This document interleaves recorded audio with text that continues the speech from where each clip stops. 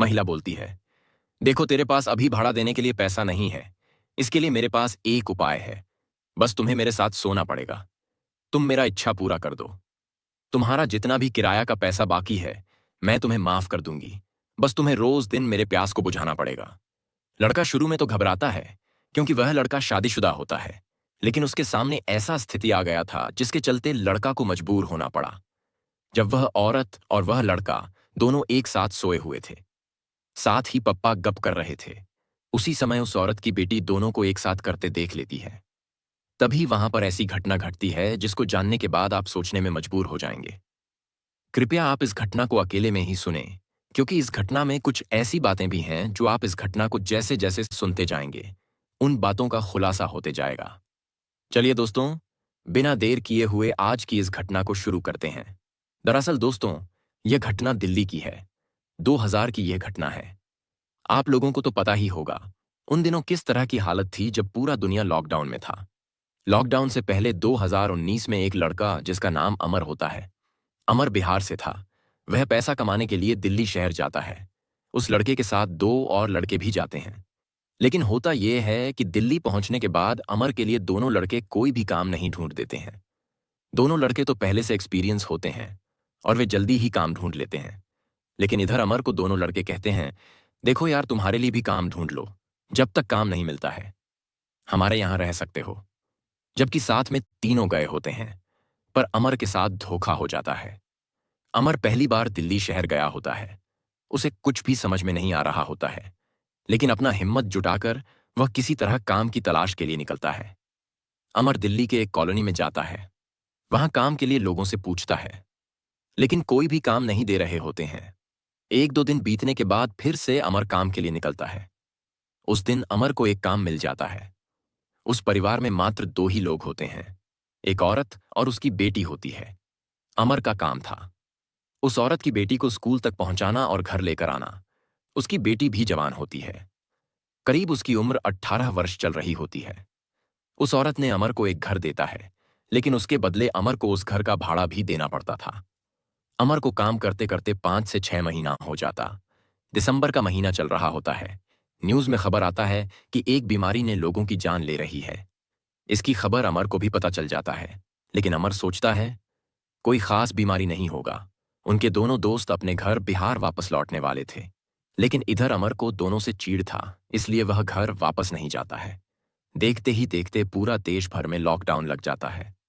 School college भी बंद हो जाता है, जिसके चलते अमर का काम रुक जाता है, क्योंकि अमर का काम तो औरत की बेटी को स्कूल तक पहुंचाना होता था।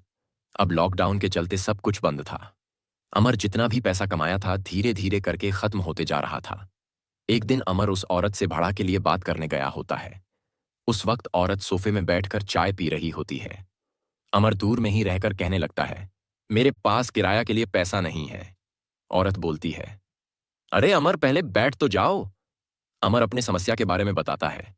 औरत बोलती है, देखो अमर, यह समस्या तुम्हारा केवल नहीं है। समस्या तो पूरा दुनिया का है। मेरा पति भी विदेश में रहता है। लॉकडाउन के चलते घर वापस नहीं आ पाया। मैं भी बेचैन जैसे रहती हूं। मैं टीवी में न्यूज देख देख कर परेशान हो चुकी है। औरत फिर से बोलती है, अमर, मैं एक बात पूछूं? अमर बोलता है, पूछो, क्या बात है? अगर मैं कहूं कि तुम्हारा किराया का पैसा माफ हो गया है, तो तुम्हें कैसा लगेगा? अमर सोचने लगता है। तभी अमर कहता है, ऐसे कैसे हो सकता है आंटी जी? औरत हंसते हुए कहती है, हाँ, अगर मैं चाहूंगी तो भाड़ा का पैसा माफ कर सकती हूं, लेकिन इसके बदले तुम्हें मेरे साथ कुछ करना होगा। अमर थोड़ा मुस्कुराते हुए कहता है, अच्छा आंटी, मुझे क्या करना होगा? औरत बोलती है, तुम्हें मेरे साथ सोना पड़ेगा। तुम्हें रोज दिन मेरे प्यास को बुझाना पड़ेगा। अमर ऐसी बात को सुनकर कहने लगता है, लेकिन आंटी, ऐसा करना क्या ठीक होगा? औरत बोलती है, तुम खुद देखो, अमर, लॉकडाउन किए हुए शो करीब 5 महीना हो चुका है। अभी तक खुलने का नाम ही नहीं ले रहा। मैं बहुत दिन से अपने आप को अकेली महसूस कर रही हूं। सीधी सी बात है अमर, तुम मेरा प्यास बुझाओ, तुम्हारा भाड़ा माफ हो जाएगा। अमर को इसी बात की तो देर थी। फिर अमर कहता है, कहीं आपका बेटी देख लिया? तो औरत बोलती है, मेरी बेटी अपने रूम में मोबाइल चलाती रहती है, उसे कुछ भी पता नहीं चलेगा। तभी दोस्तों, औरत और अमर एक रूम में एक साथ गपागप कर रहे होते हैं। तभी दोनों की आवाज को सुनकर उसकी बेटी वहां पर पहुंच जाती है। दोनों को इस हालत में देखकर कहने लगती है, मम्मी, आप दोनों ये क्या कर रहे हैं? वह औरत बोलती है, अरे अंजू, तुम्हें यह सब देखना नहीं चाहिए। जाओ तुम अपने रूम। औरत की बेटी अपने रूम चली जाती है। दूसरा दिन होता है। अमर उस वक्त अपने रूम में सो रहा होता है। तभी अंजू वहां पर पहुंचकर कहने लगती है, चाचू मेरे साथ भी करो ना, मुझे भी करने का मन बहुत करती है। अमर बात को सुनकर कहने लगता है, अरे अंजू ये क्या बोल रही हो, मैं तुम्हारे साथ नहीं कर सकता। जाओ तुम अपना ऑनलाइन पढ़ाई करो। लेकिन अंजू जिद करने लगती है। अंजू बोलती है, अगर आप मेरे साथ नहीं करते हैं तो मैं पापा के पास कॉल करके सब कुछ बता दूंगी। अमर फंस चुका था, इसलिए अमर अंजू की बात को मान जाता है। अंजू और अमर दोनों संबंध बनाने लगते हैं। इतनी जोरदार तरीके से संबंध बनाते हैं जिससे दोनों की आवाज अंजू की मम्मी सुन लेती है। आवाज को सुनकर अमर के रूम चली जाती है। देखता है कि दोनों लगे होते हैं। अंजू को देखकर कहने लगती है, अंजू तुम अमर के साथ ये क्या कर रही हो? तुम्हें भी अपनी प्यास बुझानी थी। पढ़ाई करने के समय तुम यह हरकत कर रही हो।